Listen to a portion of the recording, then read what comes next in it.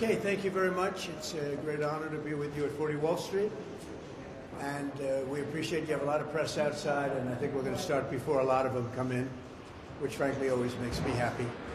So, a lot of things happened today. This is all about election interference. This is all Biden-run things, meaning Biden and his thugs, because I don't know if he knows he's alive. And it's a shame. It's a shame what's happening to our country. This is election interference. They are doing things that have never been done in this country before. We've never had anything like it, certainly not at this level, but we've really had nothing like it that I've been able to find. It does happen a lot in third world countries, banana republics. If you look at what we just left, you have a case which they're dying to get this thing started. The judge cannot go faster. He wants to get it started so badly.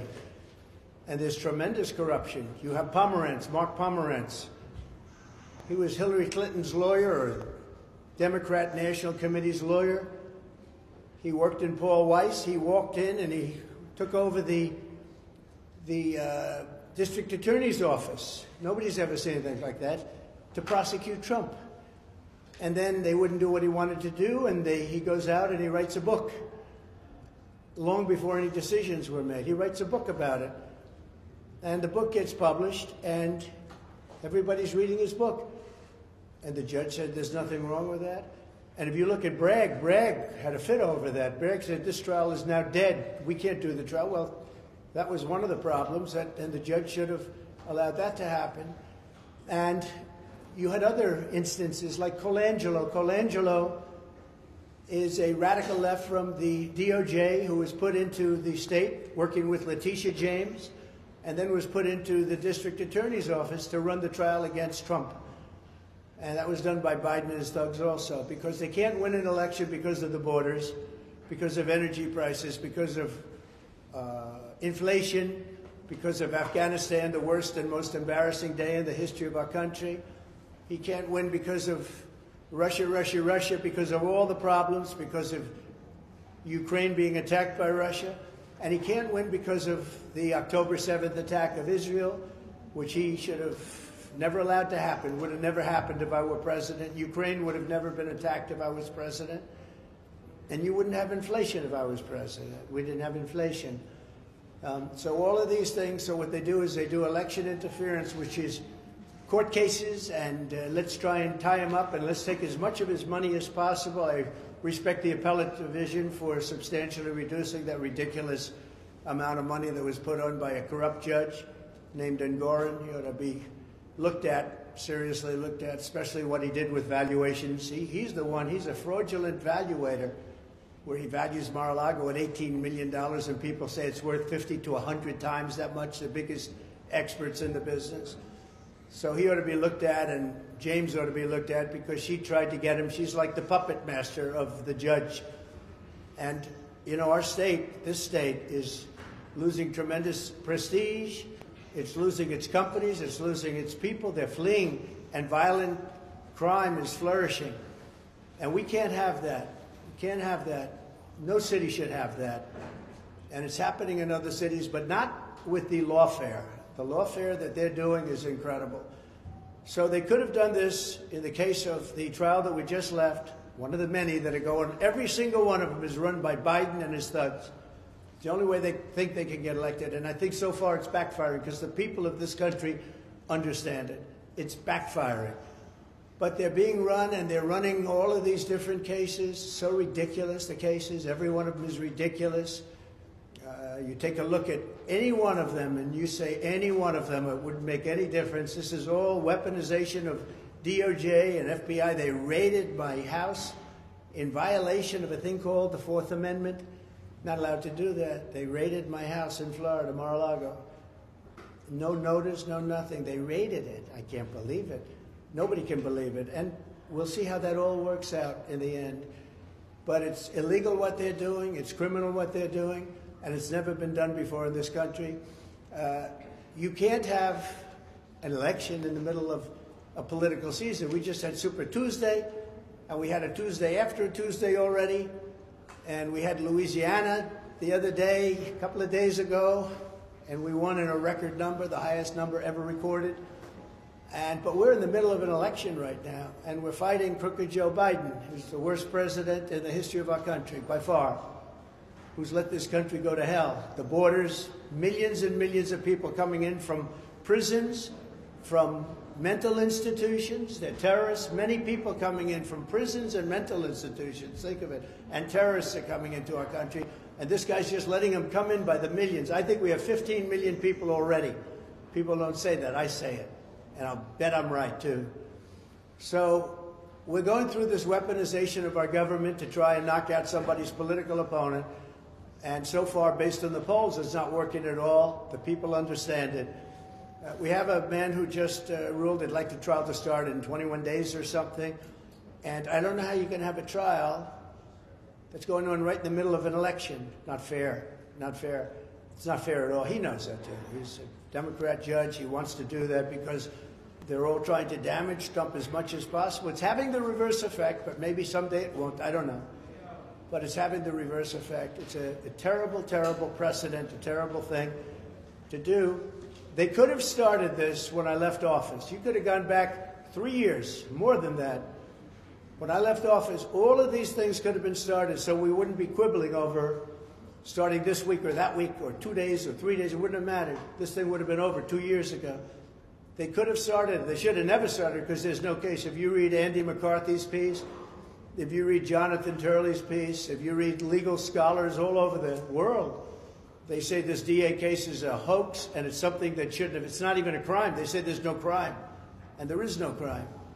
So I just say it's a sad day for this country when you have something like this. And remember the words, should have been started 3 years ago if they were going to start it at all. And then you wouldn't be quibbling over what week it's going to, days. They're quibbling over days and hours. They wouldn't be quibbling at all. They never started it. And you know why they didn't start it? Because they didn't know I'd be running. And they didn't know how well I'd do. And if I were not running or if I were doing poorly like everyone else has done, because they're all gone, they're all knocked out except for crooked Joe Biden. If I were doing poorly, this wouldn't be happening. None of these trials would have been happening. If I wasn't running, they wouldn't be happening. So it's a sad day in our country in many respects. But the good day is that the appellate division was fair. It's a lot of money still, but the judge is corrupt, in my opinion. He's the most overturned judge. He's been overturned 5 times in this case alone. He ruled against me before he even knew anything about the case. He ruled against me. The whole case was all about damages, and there were no damages. And perhaps you'll get him to tell you about what took place in terms of a settlement negotiation, because those weren't the numbers he was discussing. Those weren't the numbers. It's a disgrace what's happening in our country. And we have to get our country back, and we're going to get our country back. That's what's going to happen. November 5th, I believe, will be the most important day in the history of our country. We'll get these people out of there, and we'll seal up the borders, and we'll, as I say, drill, baby, drill. We'll be drilling. We'll get energy costs down. We'll get rid of the ridiculous electric car mandate, so nobody's ever heard of anything so foolish and so stupid. And we'll bring crime back to law and order. We're going to get those words law and order back because our cities are a disaster. Greatly respect the decision of the appellate division, and we will abide by that. We'll put up cash or bond very quickly, securities, cash or bond, whatever it is. We'll put it up very quickly, and we'll win the case.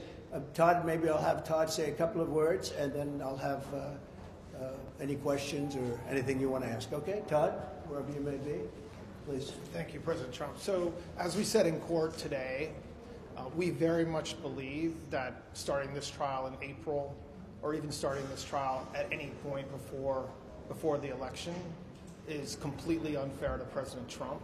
It's completely unfair to the American people who are evaluating who they want to be the next president. And we are going to continue to fight. We're going to continue to do everything that we can to defend President Trump in that courtroom. And like we said today, we believe that we have a tremendous amount of information now in our hands to help us do that. And in any event, we certainly feel as if the date that Judge Merchan held today, April 15th, is not a date we should go to trial, and we're going to continue to fight. And if you read the Andy McCarthy article, or Jonathan Turley, or many of the legals, I think almost every single one of them, that's not even a crime. We're being tried for something that's not even a crime. They say at most it's a misdemeanor, but there's no misdemeanor either. So we have violent criminals that are murdering people, killing people. We have drug dealers all over the place, and they go free and they can do whatever they want. But they go after Trump when there's not even a crime.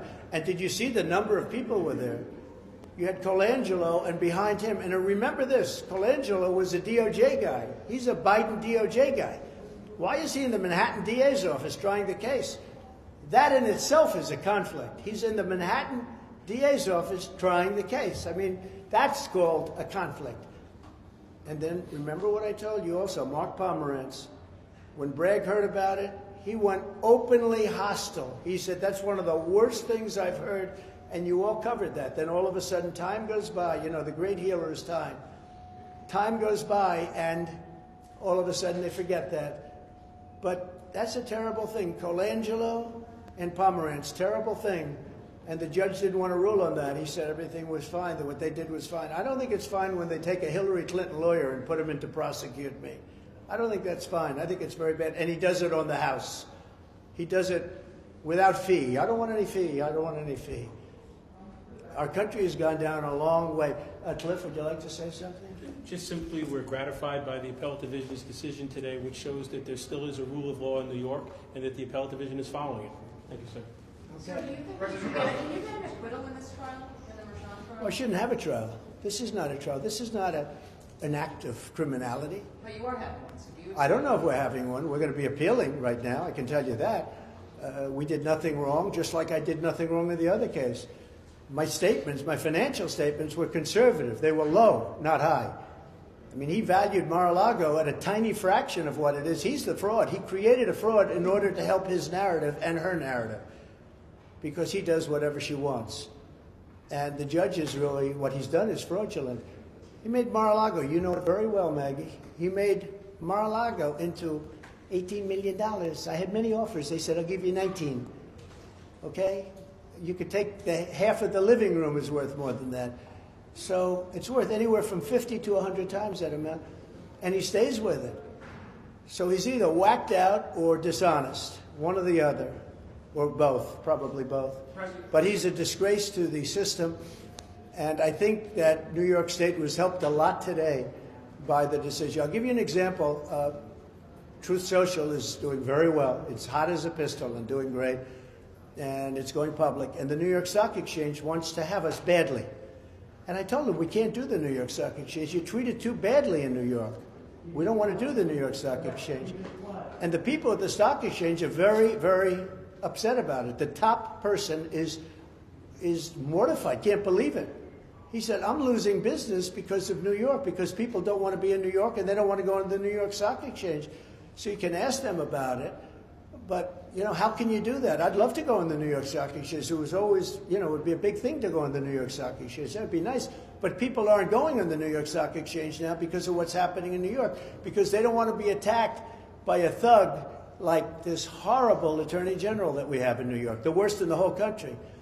So we'll decide about Truth Social and what we do with it. But there's just an example of how this is hurting New York and New York State. Yeah. Mr. President, can you give us a little bit more detail about the timing of when you plan to secure the bond and how exactly you're planning to pay the bond? Well, as I say, I have a lot of cash. You know I do because you looked at my statements. I mean, you've been examining my statements for a long time, and I have much more than that in cash. But I would also like to be able to use some of my cash to get elected. They don't want me to use my cash to get elected. They don't want that. They don't want me taking cash out to use it for the campaign. And they looked at it, and this judge looked at it, and he's part of the whole deal. And, well, he's such a disgrace for this city. Again, the most overturned judge.